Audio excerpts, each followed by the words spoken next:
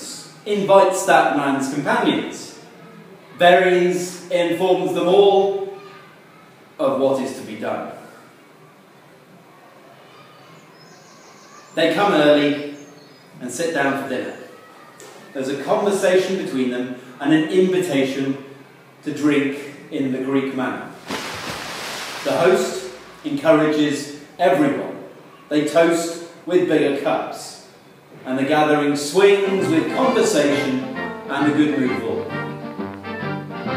After the situation seemed to Rubrius to be warm enough, he said, "I ask you, Philodamus, why don't you order your daughter to be called in to see us?" The man who was the most dignified, and was now an older man, and was her parent, was astonished at what the vile man had said. Rubrius insisted. Then he, in order to respond in some way, said that it was not the Greeks' way for women to sit down at men's gatherings. Then, at this point, another man from somewhere else shouts, "Well, indeed, we don't need to pay attention to that. Let the woman be summoned." And at the same time, Rubrius orders his slaves to shut the door and to stand by the door themselves. When he understood that what was being done and prepared was that violence would be done to his daughter, he calls his own slaves to himself. He orders them to ignore him and defend his daughter. Someone should run out to announce this so evil domestic misfortune to his son. And meanwhile, a din rises up through the whole house. Among Rubrius' slaves and his hosts, the distinguished gentleman and very honest individual is thrown about in his own house. Everyone fights for himself. In the end, Philodamus is covered with boiling water by Rubrius himself.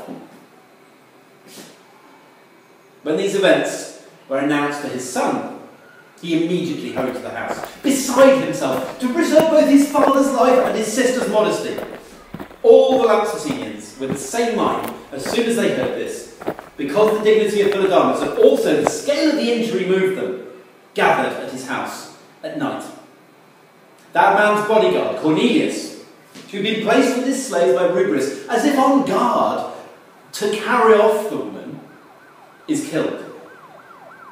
Several slaves are wounded. Rubrius himself is injured in the crowd. That man, when he saw such a riot, stirred up by his own desire, wished to escape somehow, if he could. On the next day, some men gather in the morning in the public assembly. They ask what is the best thing to do. Each man was speaking to the people on his own behalf, according to who had the most influence.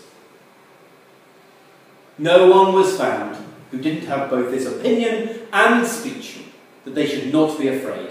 If that man's wicked crime were avenged by the Lampsacenian force and power, that the Roman Senate and people might think that they should punish that city. And that if the ambassadors of the Roman people established this by law for their allies and foreign nations, that they were not allowed to preserve their children's modesty from their lust, it was better to endure anything rather than live one's life in such violence and bitterness.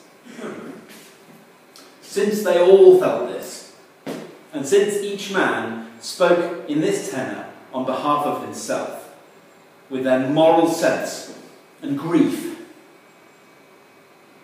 all set off to the same house in which that man was staying.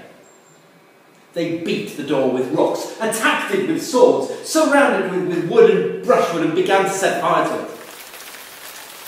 Then the Roman citizens who were doing their business in Lampsacus ran up to them. They begged the Lampsacenians to consider the name of ambassador more seriously among them than the injury done by that ambassador.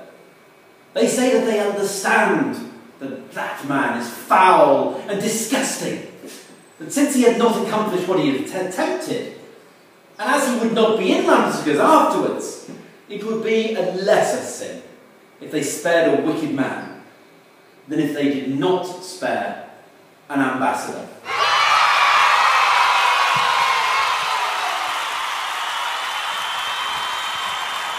I have all the accounts of the man himself and his father of money received, so I need to get them out at that point, really, so let's not do this.